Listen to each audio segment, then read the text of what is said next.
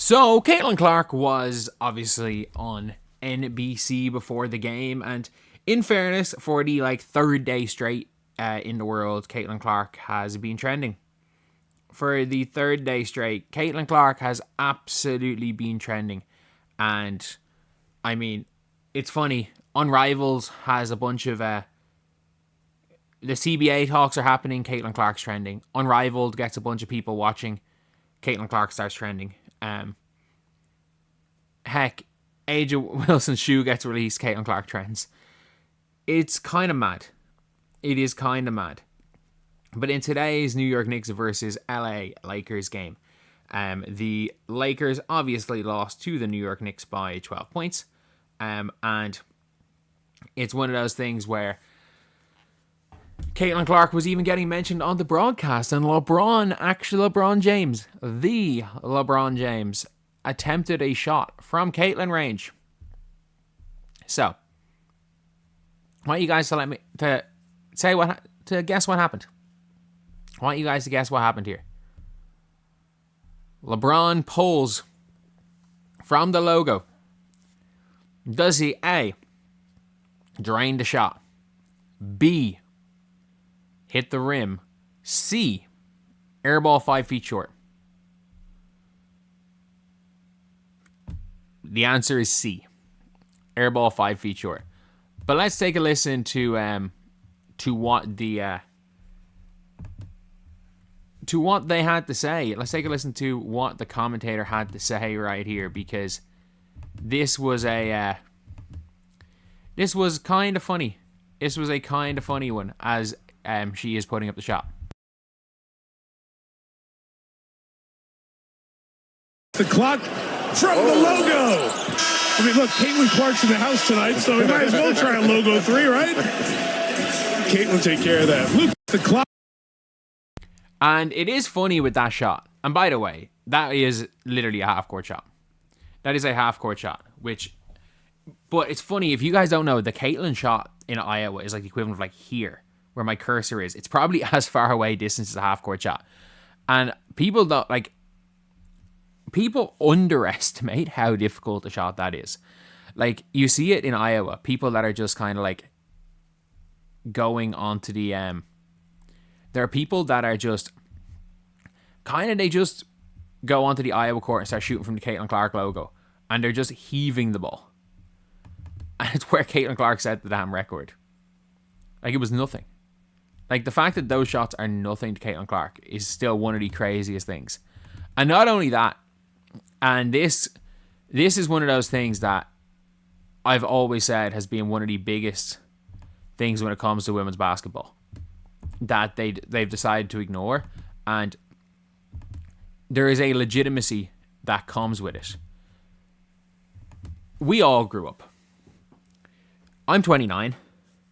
What if you are my age or around my age, maybe a bit younger, maybe a bit older, and you threw a piece of paper into a bin?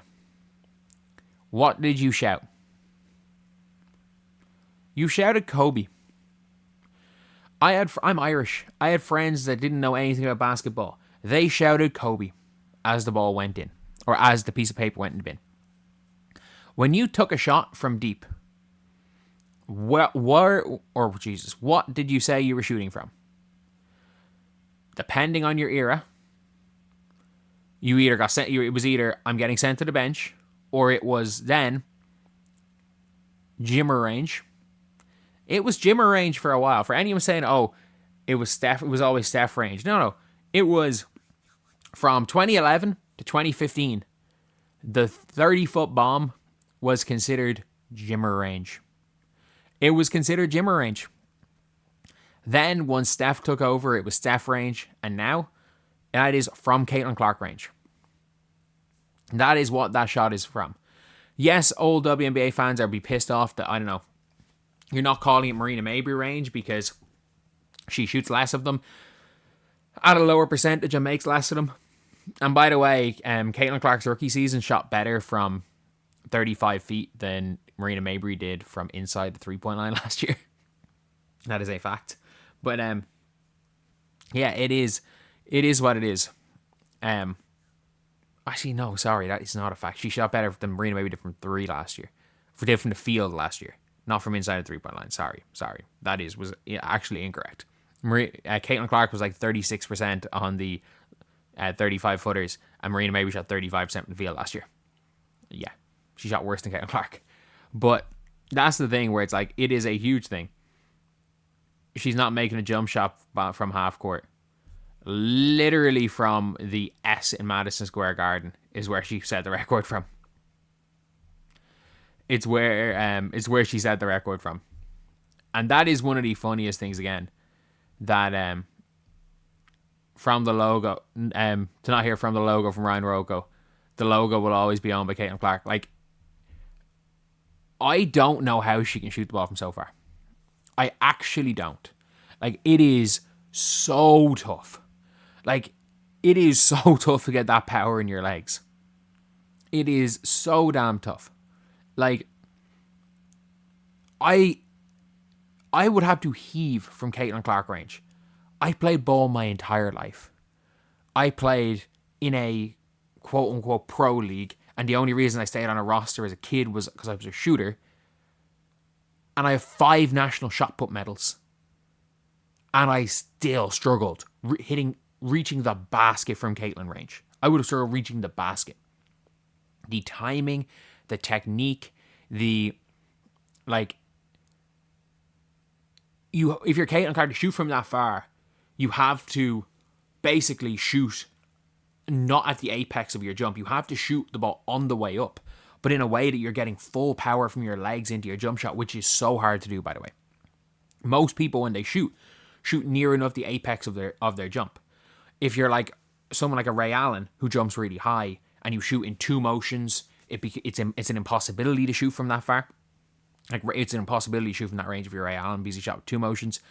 If you're LeBron, you're using all the arm strength. With Caitlyn, it is all from the legs. Her power transfer from her legs into her arms on that shot is like nearly inhuman. I know she obviously played soccer in high school, and I'm not joking. Regardless of how skinny she is, with the US women's high school weight of shot put, she would have been a serious shot putter. Like, obviously, making millions and millions now. But she would have been, like, it is an ability of transferring weight that I've not, like, it's rare in a pro athlete. It is rare. Like, what Caitlyn's can do is ridiculous, by the way. But yeah, that is pretty much it, lads. LeBron shoots from Caitlyn range. He airballs.